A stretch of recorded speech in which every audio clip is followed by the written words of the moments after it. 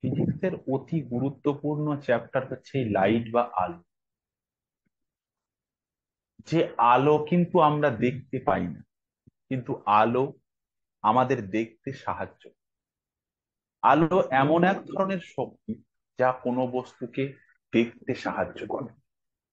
অর্থাৎ যে কোনো বস্তু আলোয় আলোকিত হয়, আমরা সেই আলোকিত বস্তুটাকে দেখতে পাই। তার মানে লাইট কোনো একটা উৎস থেকে এসে কোনো অবজেক্টকে আলোকিত করে। সেই আলো আমাদের চোখে আসে, চোখ থেকে ব্রেনে পৌঁছায়, তারপর আমাদের সেই ব্রেন একটা সিগন্যাল দেয়, তখন আমরা বুঝতে পারি আমরা কি দেখছি। Maxwell predict that magnetic and electric heat travel in the form of wave. These wave move at the speed of the light. তার মানে এটা কে বলেছিলেন প্রথম? ম্যাক্সওয়েল বলেছিলেন। তার মানে আলো আবার একদিক থেকে কি? Electromagnetic wave, which means that light form a electromagnetic radiation. তাহলে আলোর কি কি ধর্ম দেখা যায়? Reflection, interference, differentiation, photo electric effect, এই সমস্ত বৈশিষ্ট্যগুলো আমরা আলোর ক্ষেত্রে দেখতে পাই। প্রথমেই যে জায়গাটায় আমরা আসছি, আলোর কি? রিফ্লেকশন অফ দ্য লাইট, আলোর প্রতিফলন। আলোর প্রতিফলন কি? আলোর প্রতিফলন হলো কোনো অস্বচ্ছ মাধ্যমে এসে যদি আলো পড়ে, তাহলে এই আলো পড়ে আলোর যে কিছু বা বেশি অংশটাই এই যে ফিরত যাওয়া, একেই আমরা বলছি আলোর প্রতিফলন।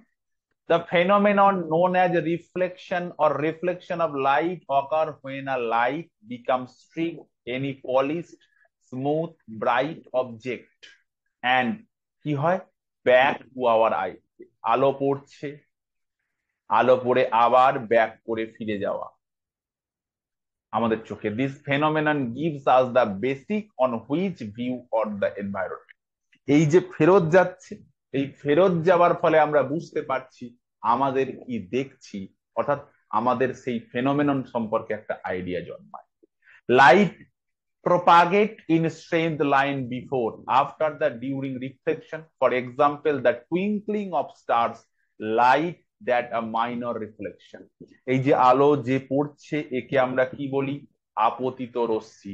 এই যে আলো বেরিয়ে যাচ্ছে তাকে বলি প্রতিফলিত রশ্মি। এই বিন্দুটাকে যেখানে হচ্ছে তাকে বলি আপতন বিন্দু।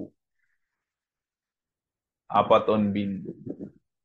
এই আপাতন বিন্দুতে আমরা এটা যেটা কল্পনা করেছি, একে বলা হয় অভিলম্ব। এই যে আপতিত রশ্মি অভিলম্বের সঙ্গে যে কোণ করে থাকে তার নাম আপাতন কোণ। আর এই আপতিত রশ্মি প্রতিফলিত রশ্মির সঙ্গে যে কোণ করে থাকে তার নাম প্রতিফলন কোণ। এই আপাতন কোণ এবং প্রতিফলন কোণের মান সর্বদা সমান হয়ে থাকে। এরপরে বলছে, here the list of important terminology used in reflection of light. কি কি টার্মিনোলজি ব্যবহার করছি? Normal, A perpendicular drawn to the reflecting surface of the point, এখানে যেটা এম বিন্দুতে যে পয়েন্টকে যেটা আমরা অঙ্কন করেছি, এই যে নরমাল, অর্থাৎ অভিলম্ব অঙ্কন করেছি। নেক্সট পয়েন্ট কি আছে? ইনসিডেন্ট রে, যাকে আমরা বলছি আপতিত রশ্মি। A ray of the light that fall on the reflecting surface from a light source, অর্থাৎ একটা আলোক উৎস থেকে যেটা পড়ছে, called ইনসিডেন্ট রে, যাকে আমরা বাংলায় কি বলি? আপতিত রশ্মি। কোন বিন্দুতে পড়ছে তার নাম আপাতন বিন্দু। এরপরে আমরা প্রতিফলিত রশ্মি বা রিফ্লেক্টেড রে। হোয়াট ইজ রিফ্লেক্টেড রে? A ray of light that arise from the reflecting surface, অর্থাৎ রিফ্লেক্টিং সারফেস থেকে যেটা ফিরে আসছে সেটা রিফ্লেক্টেড রে।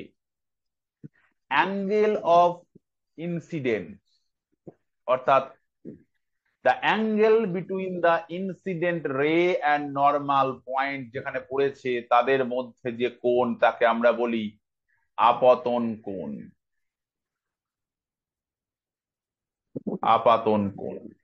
অ্যাঙ্গেল অফ রিফ্লেকশন বা প্রতিফলন কোণ, এই যে এই যে প্রতিফলিত রশ্মি বেরিয়ে যাচ্ছে, এটা অভিলম্বের সঙ্গে যে কোণ পড়ে আছে তাকে আমরা বলি প্রতিফলন কোণ। What is reflection angle?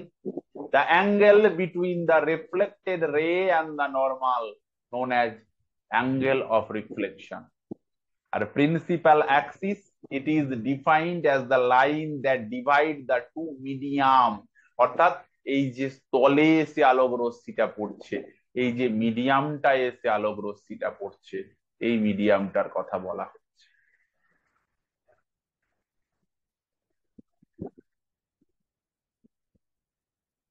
এরপরে আসছে প্রতিফলনের সূত্র।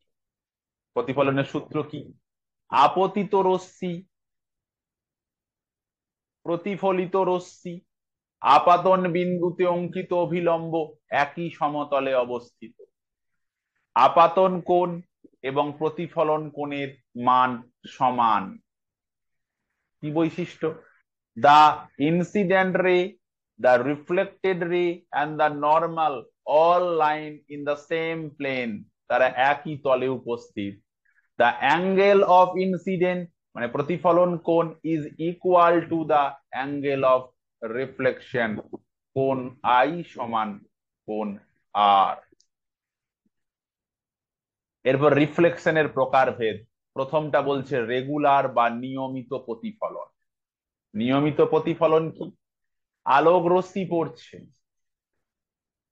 কিছু সমান্তরাল আলোক রশ্মি পড়ছে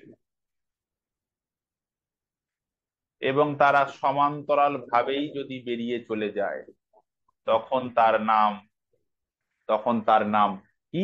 তখন তার নাম নিয়মিত প্রতিফলন। তখন তার নাম নিয়মিত প্রতিফলন।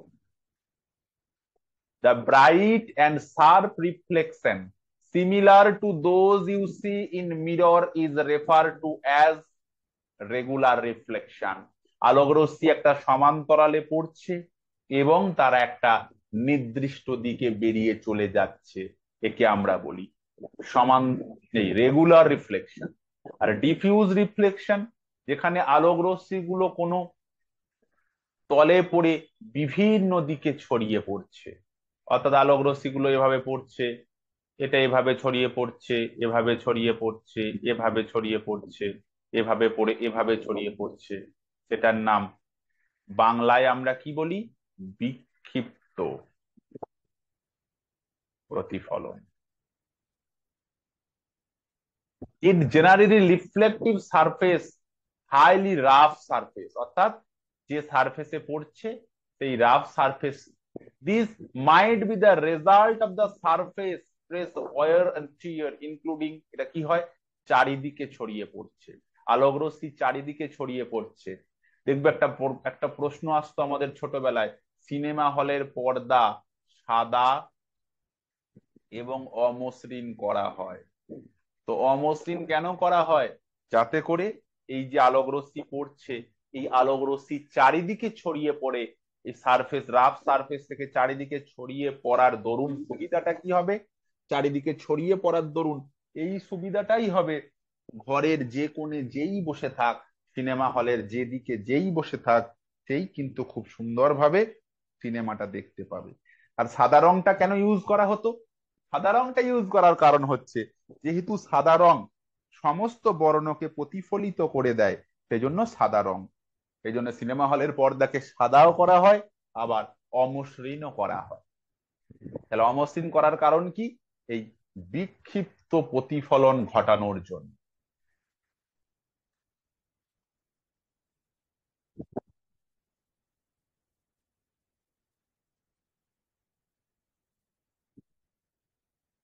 এই যে খুব সুন্দর ভাবে দেওয়া রয়েছে কিভাবে হয়। এই যে রেগুলার, এই যে পড়ছে আপতিত হচ্ছে রশ্মি, একটা নির্দিষ্ট রিদিমিক্যালি সমান্তরাল ভাবে বেরিয়ে চলে যাচ্ছে। আর এগুলো একটা অসমান্তরাল তলে পড়ছে, বিভিন্ন দিকে আলোক রশ্মি রিফ্লেক্টেড রেরা ছড়িয়ে পড়ছে, দুটো হয়। এরপর হচ্ছে প্রপাগেশন অফ লাইট। আমরা জানি আলো সর্বদা সরল রেখায় চলে, আলো কখনোই বক্রপথ অনুসরণ করতে পারে না। এই যে এই যে আলোক রশ্মি, এখানে তিনটে কার্ডবোর্ড গেট একদম একই সমান্তরালে ছিদ্র করা হয়েছে। এখানে যখন চোখ রাখা হচ্ছে দেখা যাচ্ছে আলোটা একদম এই এই ছিদ্র দিয়ে আসছে। যদি একটা বোর্ডকে একটু তুলে দাও তাহলেও কিন্তু আলোক রশ্মিটা ঠিকভাবে আসবে না, কারণ আলো সর্বদা স্ট্রেট লাইনকে ফলো করে।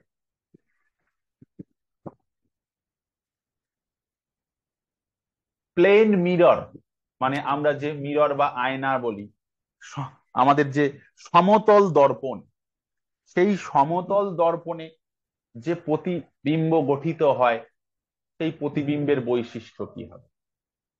সমতল দর্পণে যে প্রতিবিম্ব গঠিত হয় সেই প্রতিবিম্বের কি হবে?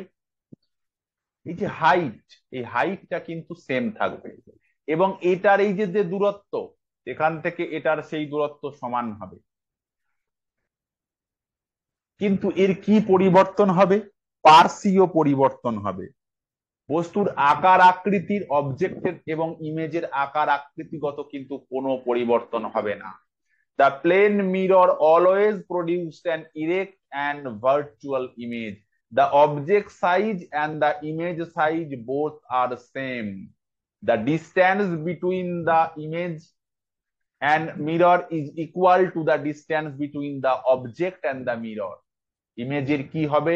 ল্যাটারালি চেঞ্জ বা পার্শ্বীয় পরিবর্তন হবে। তাই কি কি বলছে? ইমেজের পার্শ্বীয় এই যে ব্যাপারগুলো আমি যেগুলো বললাম এগুলোই এখানে দেওয়া রয়েছে, ইমেজের কিভাবে কি পরিবর্তন।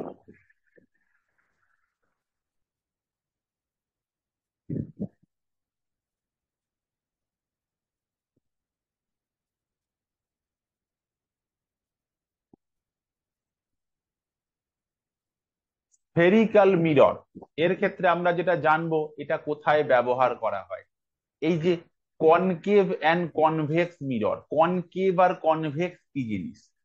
এই যে উত্তল, আর একটা হচ্ছে কি অবতল। এবার কোনটা কনকেভ? দেখো এইটা, এই যে মাঝখানটা এই যে কম, দুপাশ অত্যন্ত বেশি, একে আমরা বলি কি কনকেভ। কারণ কেভ বা গুহা, এই গুহা যেমন হয়। আর এই যে উত্তল লেন্সের মাঝখানটা চওড়া, দুদিক সরু, একে বলে কনভেক্স লেন্স। বাংলায় এটা উত্তল দর্পণ, এটা অবতল দর্পণ।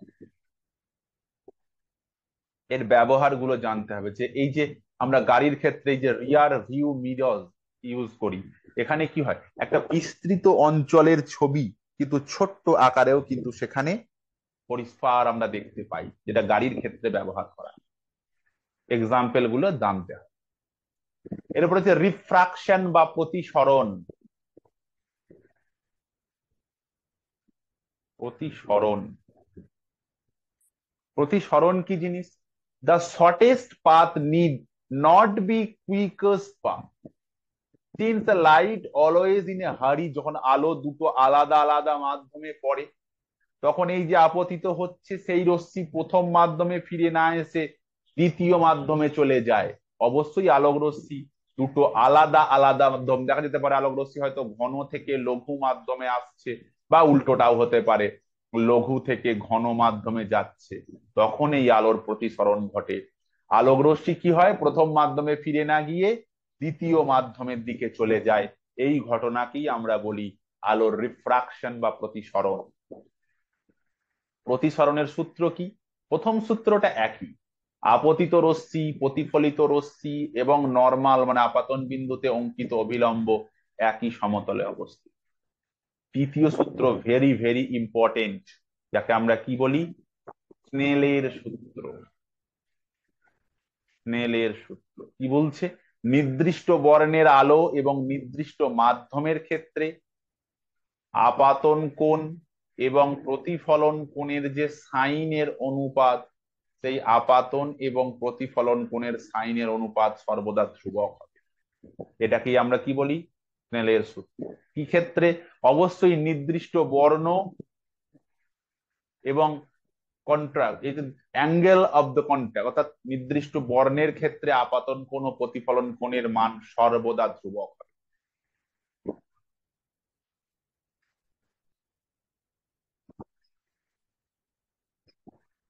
এই যে স্নেলের সূত্র, তাহলে স্নেলের সূত্রে একটা নির্দিষ্ট, এই যে আসছে, এই যে আলোক রশ্মি এটা এই কোণ পড়ছে, এটা এইদিকে চলে যাচ্ছে, তাহলে স্নেল কি বললেন?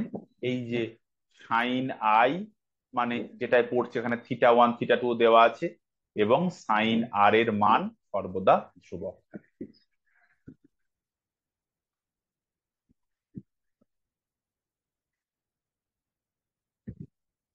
এবার স্নেলের সূত্র থেকে আমরা যেটা জানবো সেটা হচ্ছে কি, সংকট কোণ বা ক্রিটিক্যাল অ্যাঙ্গেল। তারপরে কি জানবো? সংকট কোণ জানার পরে আমরা কি জানবো? সংকট কোণ জানার পরে আমরা যেটা জানবো, অভ্যন্তরীণ পূর্ণ প্রতিফলন। প্রথমে আমরা চলে আসছি কি, সংকট কোণ বা ক্রিটিক্যাল অ্যাঙ্গেল। এই সংকট কোণ বা ক্রিটিক্যাল অ্যাঙ্গেল পরীক্ষার জন্য ভেরি ভেরি ইম্পর্টেন্ট।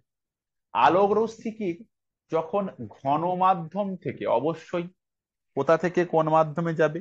ঘন মাধ্যম থেকে লঘু মাধ্যমে আলোক রশ্মি যখন যাবে, আলোক রশ্মি প্রতিসৃত হবার সময় ঘন মাধ্যমে এমন একটা কোণে আপতিত হচ্ছে যাতে করে এই আলো এভাবে বেরিয়ে না গিয়ে পুরোপুরি এই অভিলম্ব বরাবর বেরিয়ে যাচ্ছে।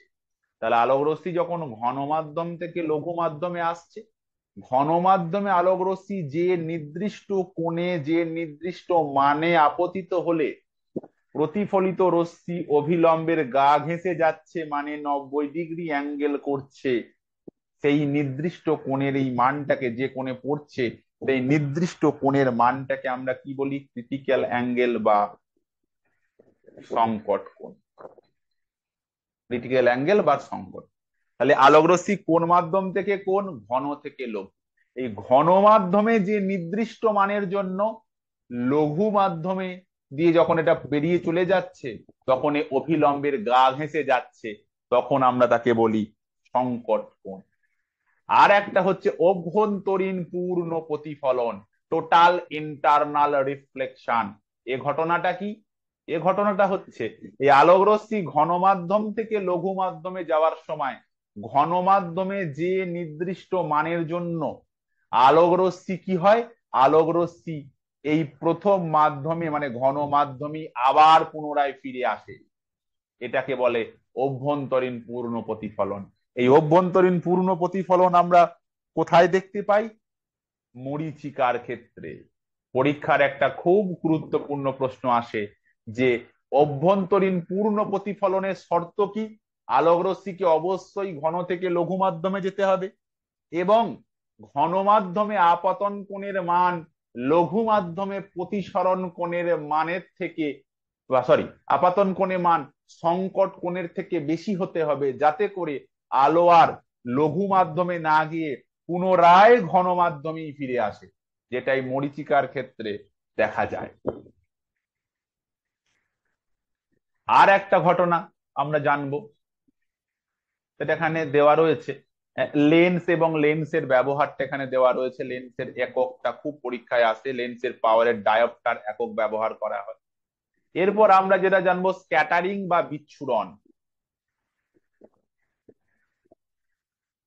বিচ্ছুরণটা কোন প্রিজমের মধ্য দিয়ে, কোন প্রিজমের মধ্য দিয়ে যদি সাদা আলো পাঠানো হয়, তাহলে সেই সাদা আলো কি হয়? 7টি বর্ণে ভেঙে যায়।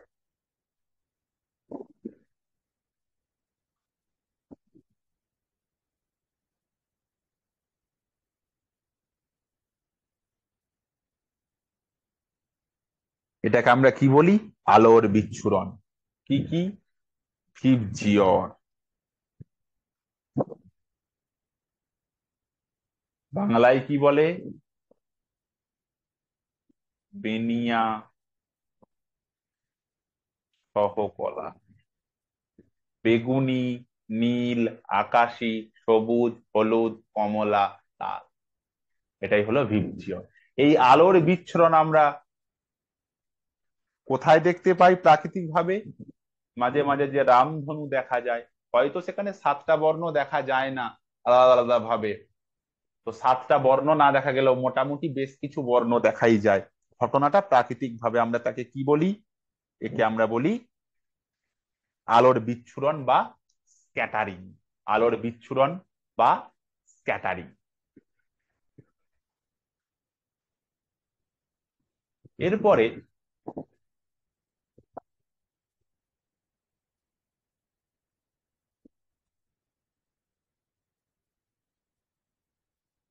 এই যে সংকট কোণ বা ক্রিটিক্যাল অ্যাঙ্গেলটা আমরা ডিসকাস করে এলাম, এই ক্রিটিক্যাল অ্যাঙ্গেলের কয়েকটা মান একটু মনে রাখতে হবে। যেমন আমি একটু কয়েকটা মান একটু বলে দিই, যে মান কটা একটু মনে রাখতে হবে।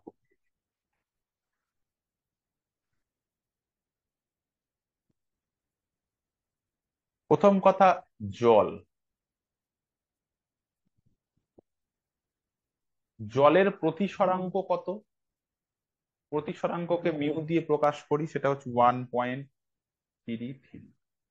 আর জলের সংকট কোণ, ক্রিটিক্যাল অ্যাঙ্গেলের মান হচ্ছে 49 ডিগ্রি। এরপর আছে কাঁচ। কাঁচের প্রতিসরাঙ্ক কত? কাঁচের মিউ বা প্রতিসরাঙ্কের মান 1.5। সংকট কোণের মান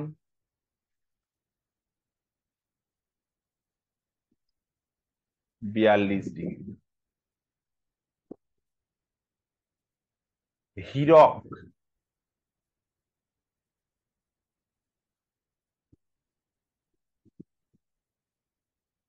প্রতিসরাঙ্কের মান 2.4। সংকট কোণের মান বা ক্রিটিক্যাল অ্যাঙ্গেলের মান 25 ডিগ্রি।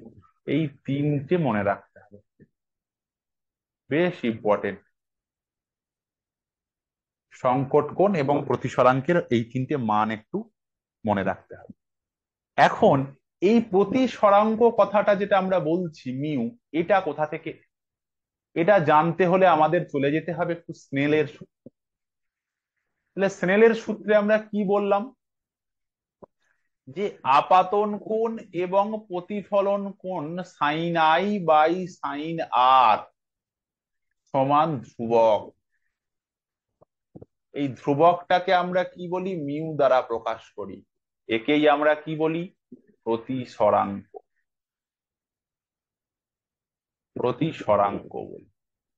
এই প্রতিসরাঙ্ক বা মিউ এর মান বা মিউ সমান কি বলতে পারি? শূন্য মাধ্যমে আলোর বেগ। শূন্য মাধ্যমে আলোর বেগ বাই ওই নির্দিষ্ট মাধ্যমে, ওই নির্দিষ্ট মাধ্যমে আলোর বেগ। শূন্য মাধ্যমে আলোর যে বেগ, তার সঙ্গে ওই নির্দিষ্ট মাধ্যমের আলোর বেগের যে রেশিও, তাকেই আমরা কি বলি? প্রতিসরাঙ্ক। তাহলে এই প্রতিসরাঙ্ক টার্মটা আমরা ওই স্নেলের সূত্র থেকে পেয়েছি। ঠিক আছে।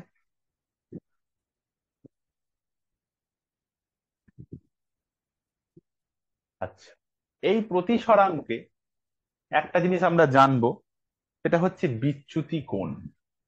এটাকে আমরা কি বলি? বিচ্যুতি। এই বিচ্যুতি কোণ মানে কি? কোণ আই মাইনাস কোণ আর, এটা একটু জানতে হবে বিচ্যুতি কোণ।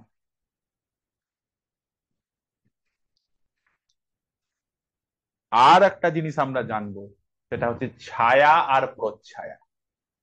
জিনিসটা কি? ছায়া এবং প্রচ্ছায়া।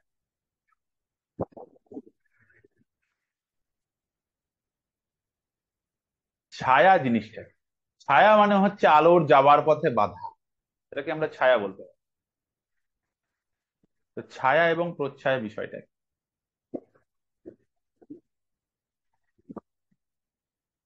ছায়া ও প্রচ্ছায়া।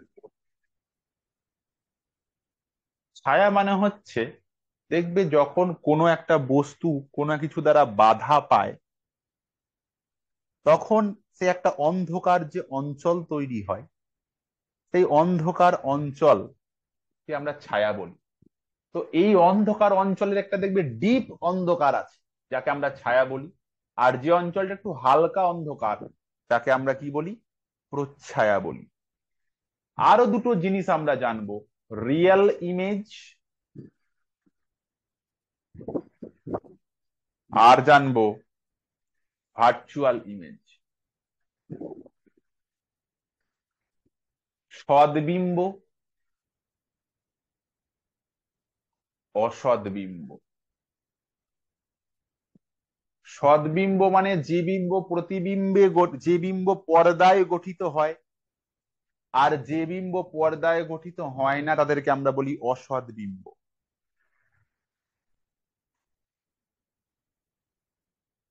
আর একটা প্রশ্ন এখান থেকে আসে, যে দুটো সমতল দর্পণ, এই একটা সমতল দর্পণ, এই একটা সমতল দর্পণ, দুটো সমতল দর্পণ পরস্পর কত ডিগ্রি কোণে থাকলে কতগুলো প্রতিবিম্ব হবে? মনে করি এই এ এবং বি দুটো সমতল দর্পণ পরস্পরের থিটা কোণে আছে। এ এবং বি দুটি সমতল দর্পণ পরস্পরের থিটা কোণে রয়েছে, তাহলে প্রতিবিম্বের সংখ্যা কত হবে?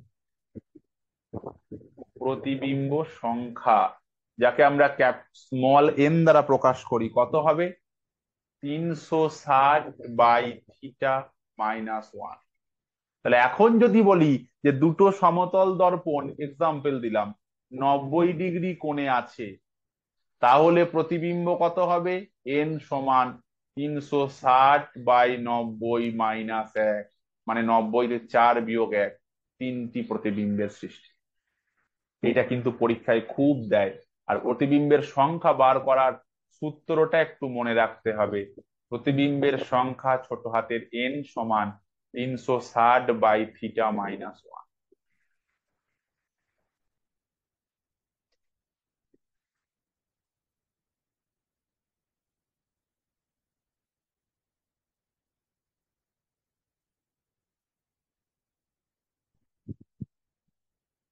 আর আলোর ক্ষেত্রে দুটি তথ্য পরীক্ষায় খুব আসে, সেটা হচ্ছে আলোর ফটো ইলেকট্রিক ইফেক্ট কে দিয়েছে?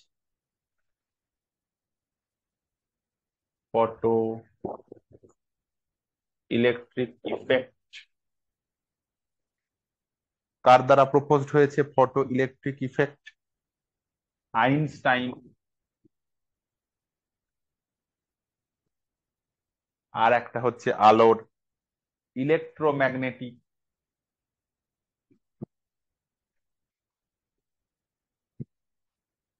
ওয়েভ, এই সূত্র কে প্রমাণ করেছেন? ম্যাক্সওয়েল। এ দুটো পরীক্ষায় কিন্তু খুব আসে।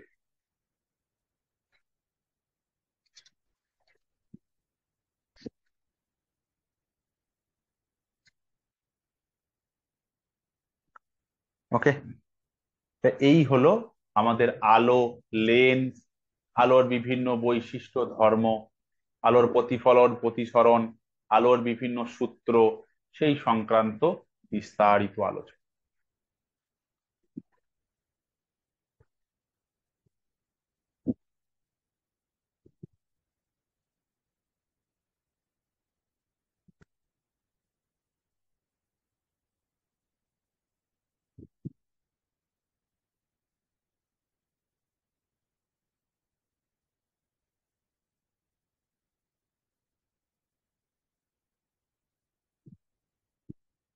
আমরা যে অংশটা আলোচনা করব, ফিজিক্সের অতি গুরুত্বপূর্ণ চ্যাপ্টার, শব্দ এবং ত্বরণ, সাউন্ড অ্যান্ড ওয়েভ। শব্দ কোথা থেকে সৃষ্টি? শব্দ বা ভাইব্রেশন সৃষ্টি হয় একটা কম্পনশীল বস্তু কণা থেকে। কম্পনশীল বস্তু কণা থেকে শব্দের উদ্ভব। A vibrate that propagate with an, কোথা থেকে? audible wave of pressure through a medium such as gas, liquid, solid. তাহলে শব্দ কোথা থেকে উৎপন্ন হয়? কম্পনশীল বস্তুকণা থেকে, এবং কোনো না কোনো মাধ্যমের মধ্য দিয়ে যায়।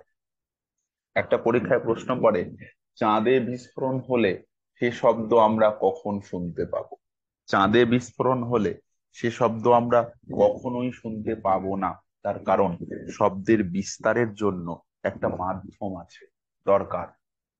বলা ভালো, শূন্য মাধ্যমে শব্দ চলাচল করে না। Periodic motion, the motion which repeats itself in a position or phase after regular interval of time। অর্থাৎ পিরিয়ডিক মোশন মানে বলছে একটা কম্পন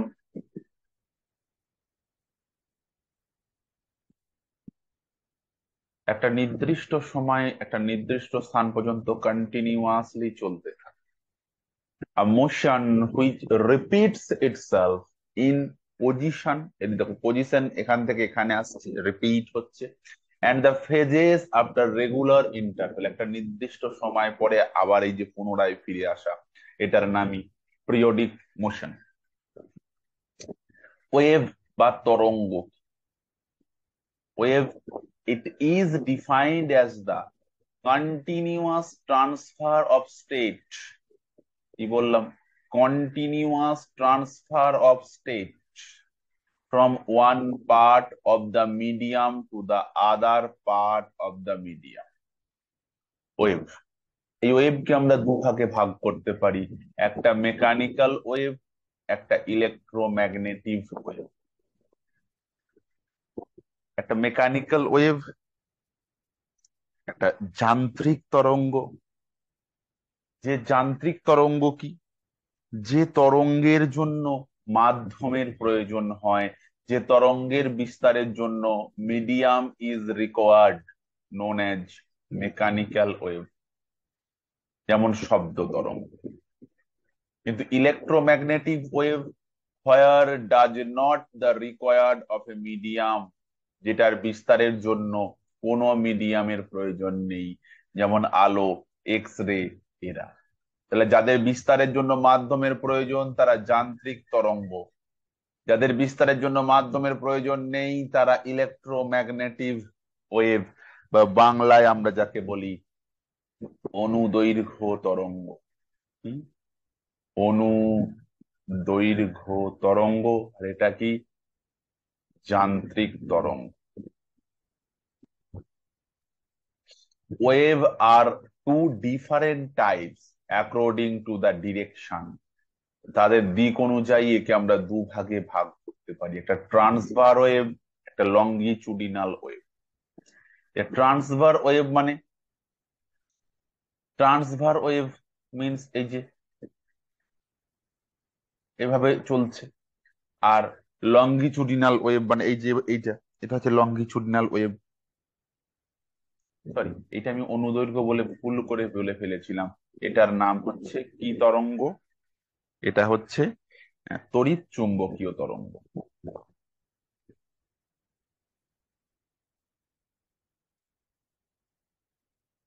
তাহলে তার ডিরেকশন অনুযায়ীও দুভাগ, প্রথমে হচ্ছে ট্রান্সভার্স, তারপরে হচ্ছে ট্রান্সভার ওয়েভ, এবং আরেকটা কি লঙ্গিচুডিনাল ওয়েভ। এই দুটো ভাগে ভাগ করা।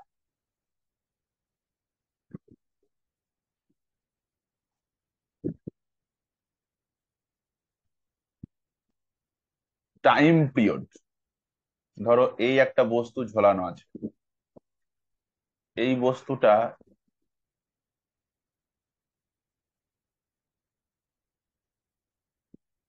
একটা পর্যায়কাল সম্পন্ন করতে যে সময় নেয়, the time period is the time taken by a vibrating particle to complete one vibration।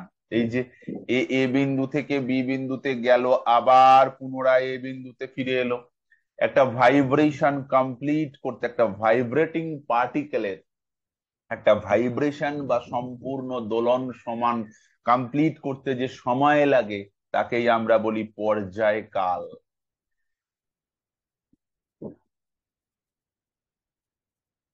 L effective length of the pendulum, এই যে এটা, আর acceleration due to the gravity. তাহলে সূত্রটা কি দাঁড়ায়? টাইম পিরিয়ড সমান 2 pi into root over of effective length of the pendulum by acceleration to the gravity. Time period মানে একটা কম্পনশীল বস্তু কণার একটা সম্পূর্ণ দোলন কমপ্লিট করতে যে সময় লাগে তাকে আমরা বাংলায় বলি পর্যায়কাল বা দোলনকাল। ফ্রিকোয়েন্সি যাকে আমরা কি বলি? ফ্রিকোয়েন্সির বাংলা কথা কি? ফ্রিকোয়েন্সির বাংলা কথা হচ্ছে কম্পাঙ্ক। কম্পাঙ্ক কম্পাঙ্ক কি? It is the number of vibrations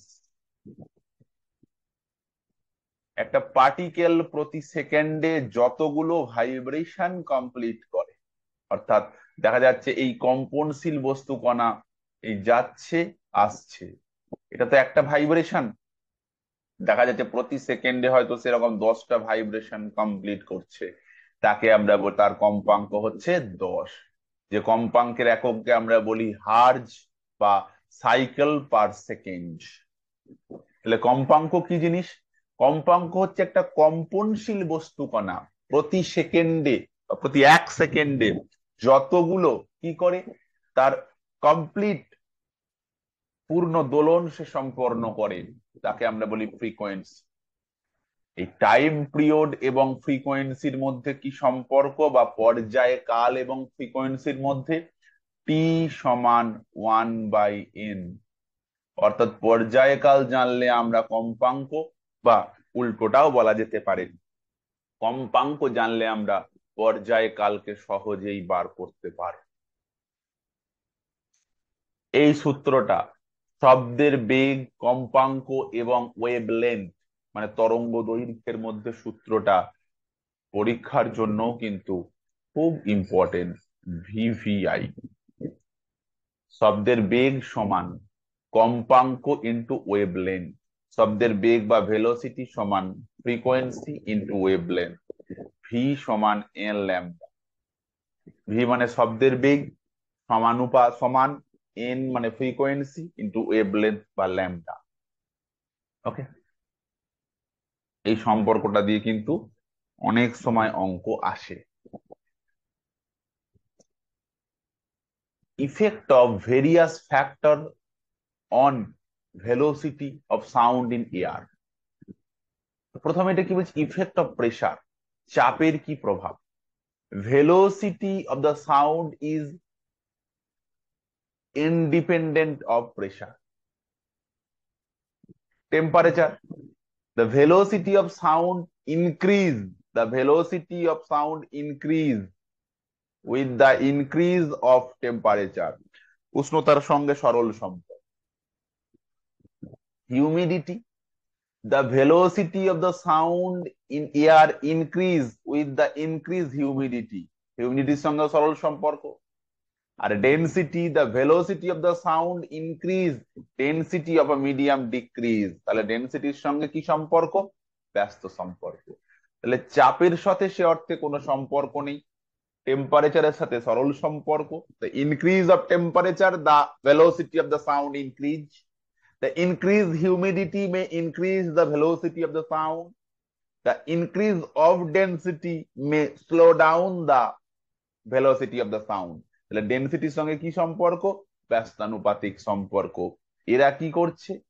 sound effect করছে। এরপর আমরা কি বলবো? এরপরে শব্দের প্রকারভেদ জানবো। 3 ধরনের শব্দ হয়।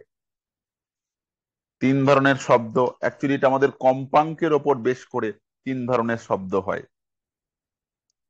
কি কি শব্দ? একটা শব্দের নাম আল্ট্রাসনিক সাউন্ড। যদি কম্পাঙ্ক 20 হার্জের কম হয় তাহলে শব্দ আমরা শুনতে পাই না, তার নাম আল্ট্রাসনিক সাউন্ড। একে বলে শব্দেত্তর শব্দ।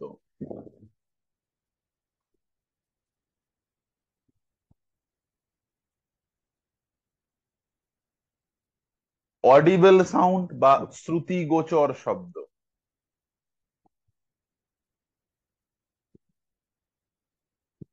যে শব্দের কম্পাঙ্ক 20 থেকে 20,000-এর মধ্যে সেই শব্দ আমরা শুনতে পাই। আর একটা হচ্ছে সাবসোনিক সাউন্ড।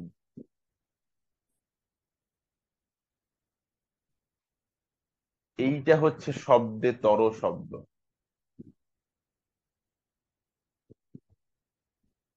এটা শব্দতর শব্দ। 20,000-এর বেশি হলেও সেটা শুনতে পাই না, আর 20 হার্জের কম হলেও আমরা সে শব্দ শুনতে পাই না। সেই জন্য মশা উড়লে বা মশা উড়লে আমরা শুনতে পাই,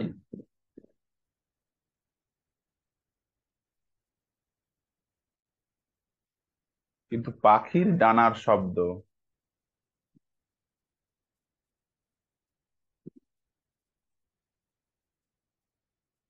শোনা যায় না। কারণ পাখি যখন ওড়ে তার কম্পাঙ্ক 20 হার্জের কম, তাই শুনতে পারি না।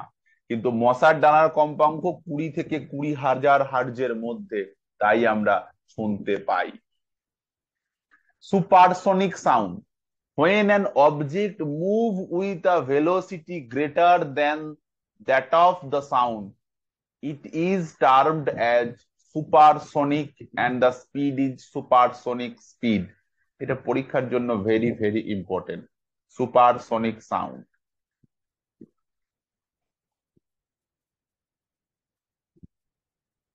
এবার যেটা আমরা বলি ইকো হওয়া বা শব্দের প্রতিফলন হওয়া। পাহাড়ের উপরে গিয়ে তুমি একবার শব্দ করবে, সেই শব্দ যেন মনে হবে চারিদিক থেকে ছুটে আসছে। এই ঘটনাটাকে আমরা বলি ইকোজ বা ইকো হওয়া। when sound wave traveling through a medium and strike the surface of the another medium, ওই যে তুমি কথা বলছো সেই কথা পাহাড়ের গায়ে ধাক্কা খাচ্ছে, the part of the wave is back to the first medium, তোমার কথা সেখানে ধাক্কা খেয়ে পুনরায় ফিরে আসছে। to make an effect of the sound to hear, that is termed as echo, এটাকেই আমরা কি বলছি? Echo. The minimum distance for echo is 17.17 metre. একটা প্রশ্ন পড়ে, শ্রুতিগোচর শব্দ শুনতে গেলে কতটা দূরত্বের প্রয়োজন হয়? 17 মিটার দূরত্বের প্রয়োজন হয়। আমরা ছোট ঘরের মধ্যে শব্দ এর প্রশ্ন আসে, ছোট ঘরে শব্দ হলে একবার শোনা যায়, কিন্তু হল ঘরে শব্দ হলে বহুবার শোনা যায়। তাহলে হল ঘরে কি হয়? দেয়ালটা, যে দেয়ালটা কথাটা বলছো সেই দেয়ালে ধাক্কা লাগছে, সেই দেয়ালটার দূরত্ব 17 মিটার নয়, তাই শোনা যায় না। কিন্তু বড় হল ঘর যদি হয়, তাহলে তোমার কথাটা যেখানে গিয়ে ধাক্কা লাগছে সেই দেয়ালটা মিনিমাম 17 মিটারের বেশি দূরত্বে রয়েছে, তাই সেই শব্দ শুনতে পাই। ক্যালকুলেশনটা কিরকম? বাতাসে শব্দের বেগ কত? 340 মিটার পার সেকেন্ড। কোন ক্ষণস্থায়ী শব্দ আমাদের মস্তিষ্কে কতক্ষণ স্থায়ী হয়?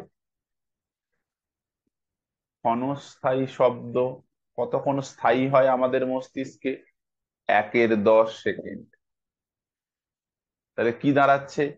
340/10, তার মানে 34। তাহলে এই যে 34 মিটার, এই 34 মিটার মানে এই যে যাচ্ছে শব্দ প্লাস আসছে, এই টোটালটা কত দাঁড়ালো দৈর্ঘ্য? 34 মিটার। তাহলে একবার এই যে যেতে কত সময় লাগবে, মানে কতটা দূরত্ব?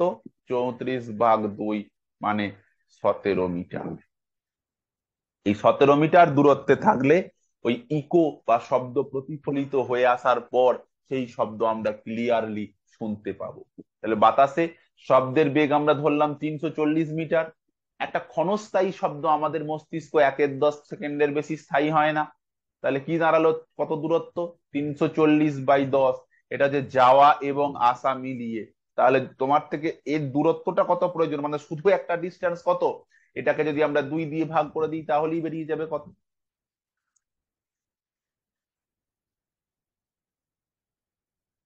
এরপরে বলছে শব্দের বিভিন্ন বৈশিষ্ট্য বা ক্যারেক্টারিস্টিক অফ মিউজিক্যাল সাউন্ড। প্রথমে আছে ইন্টেন্সিটি বা লাউডনেস, তারপরে আছে পিচ বা ফ্রিকোয়েন্সি, তারপরে আছে কোয়ালিটি অর দ্য টিম। এই যে 3 ধরনের বৈশিষ্ট্যের কথা দেওয়া আছে শব্দের। শব্দের পিচ, প্রথমটা দেওয়া আছে শব্দের পিচ। প্রথমে আছে ইন্টেন্সিটি, মানে অর্থাৎ লাউডনেস, যে বৈশিষ্ট্যটার মাধ্যমে একটা লাউড ভয়েস আর একটা সফট ভয়েসের মধ্যে আমরা পৃথকীকরণ করতে পারি। পিচ মানে কতটা তীক্ষ্ণ গলাটা। একটা ছেলে একটা মেয়ে, দুজনের গলা কিন্তু এক নয়। ধরো পাশে ঝগড়া লেগেছে, ছেলে আর মেয়ে, তুমি ছেলের গলা বেশি দূর শুনতে পাবে না, কিন্তু মেয়ের গলার পিচ অনেক বেশি।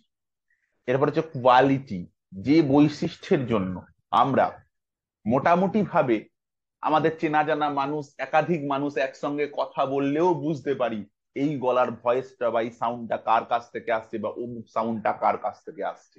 This are the characteristic of musical sound: loudness, pitch and quality. Loudness or intensity may qualify the, মানে কতটা ভারী বা হালকা, গলার গ্র্যাভটা কতটা ভারী বা হালকা তা ডিপেন্ড করে। পিচ বা ফ্রিকোয়েন্সি, যার মাধ্যমে আমরা বুঝতে পারি পিচ মানে তীক্ষ্ণতা কত, ছেলের গলার মেয়ের গলার মধ্যে তীক্ষ্ণতা কত, যে পার্থক্য, এটাও বুঝতে পারি। লাস্ট অফ অল আছে কোয়ালিটি। কোয়ালিটি বা এই বৈশিষ্ট্যটার মাধ্যমে আমরা কি বুঝতে পারি, এই বৈশিষ্ট্যটার মাধ্যমে চেনা পরিচিত মানুষজন একসাথে কথা বললেও আমরা এই টোনের কোয়ালিটিতে বুঝতে পারি ওই শব্দটা, ওই স্বরটা কার কাছ থেকে আসছে।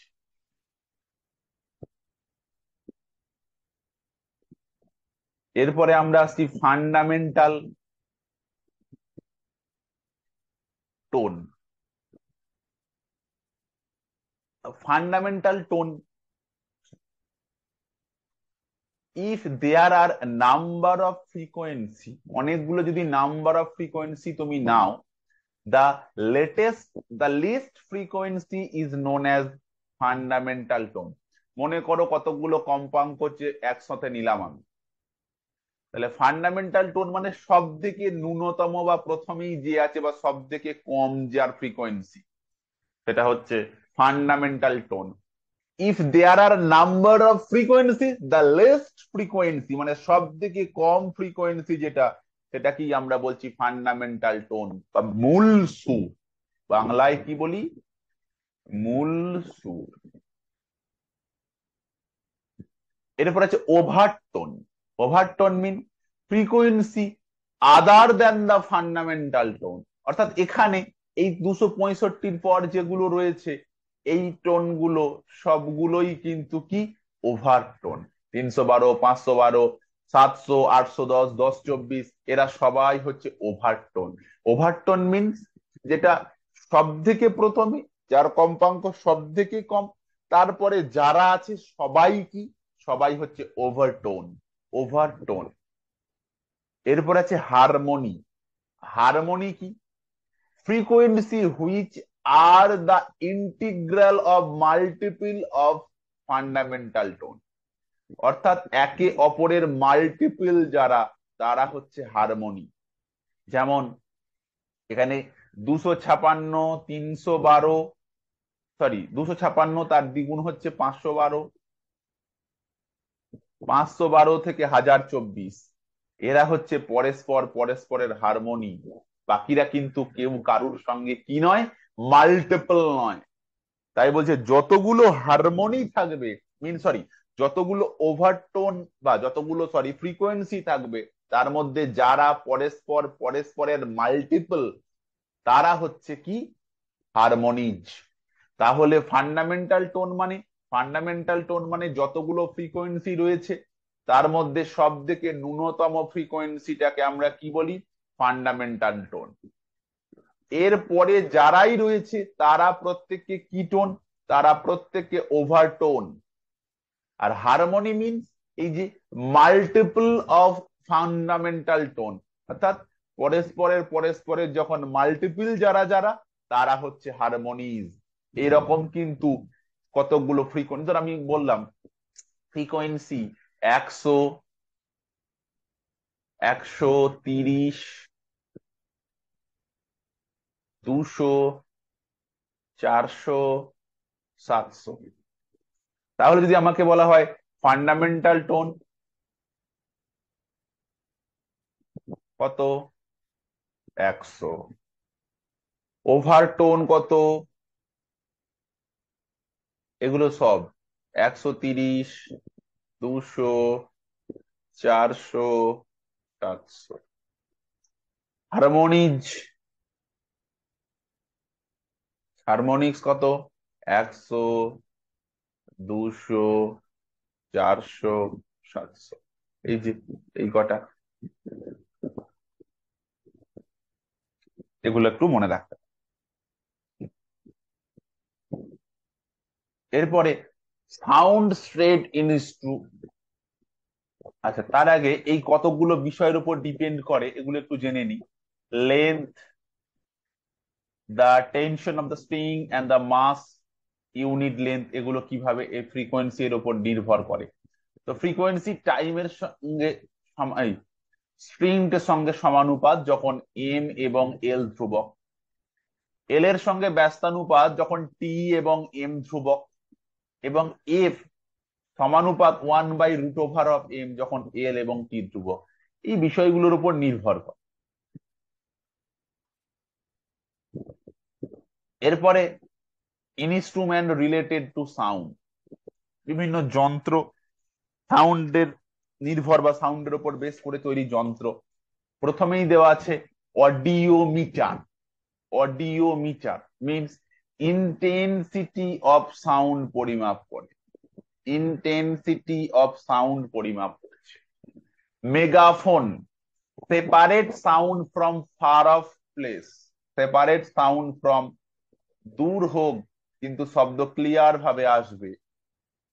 হাইড্রোফোন কি করে, সাউন্ড রেকর্ড করে জলের মধ্যে, record the sound inside the water. আর ডপলার ক্রিয়া, এটা খুব গুরুত্বপূর্ণ,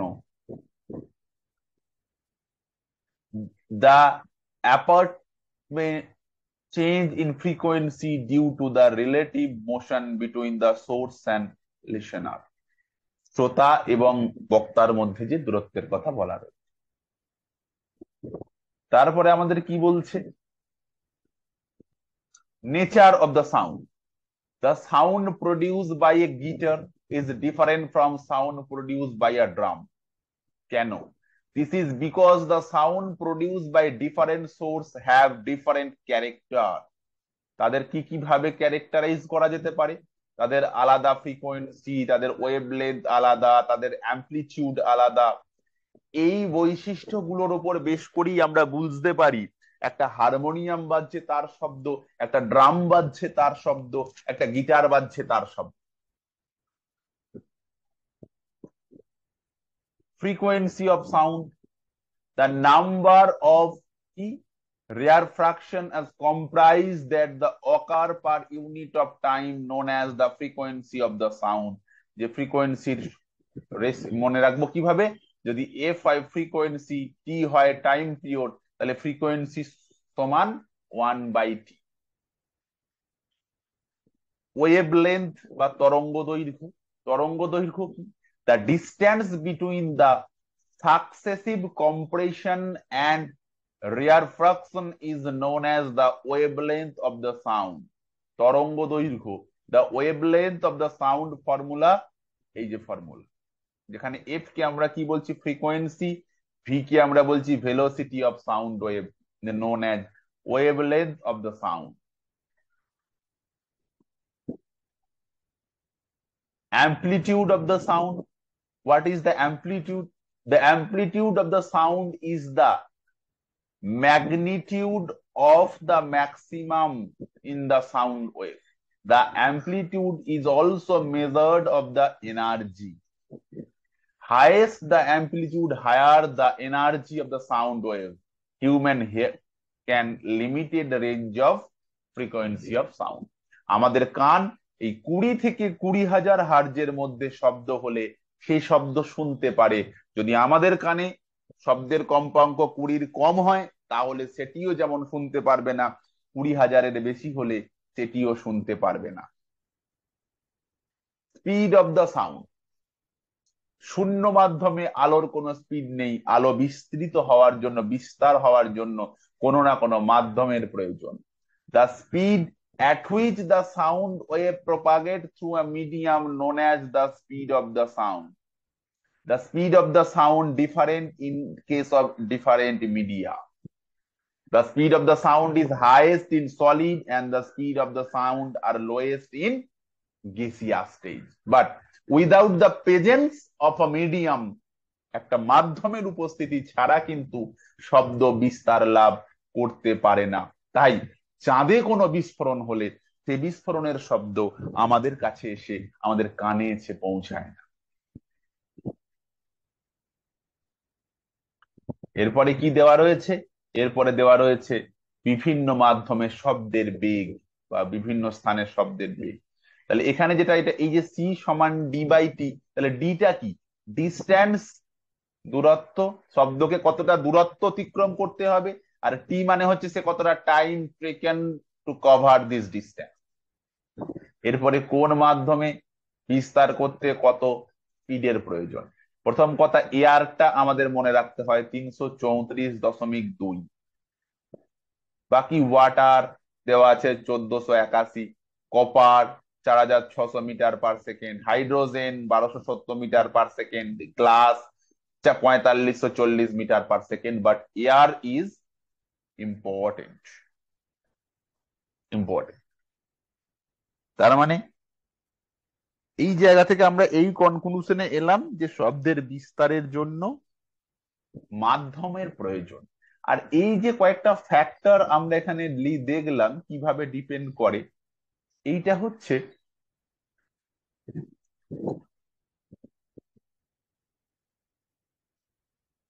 কোন টান করা তার, মানে তারটাকে একটু টান করা আছে, টান করা তারের কম্পাঙ্ক।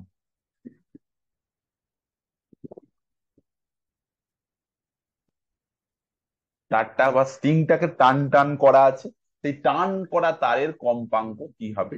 সেখানে কম্পাঙ্ক কি বললাম? কম্পাঙ্ক টান মানে ফ্রিকোয়েন্সি কি হবে? যে টান তার সঙ্গে সমানুপাত, ফ্রিকোয়েন্সি ভরের সঙ্গে বর্গমূলের ব্যস্তানুপাত, এবং ফ্রিকোয়েন্সি তার লেন্থের সঙ্গে ব্যস্তানুপাত। তাহলে আমরা একসাথে কি লিখতে পারি? এফ সমানুপাত T by L into root over of M. টান টান করা তার, যেটা তার যে কম্পাঙ্ক, তার এই সূত্রটা আমরা লিখতে পারি।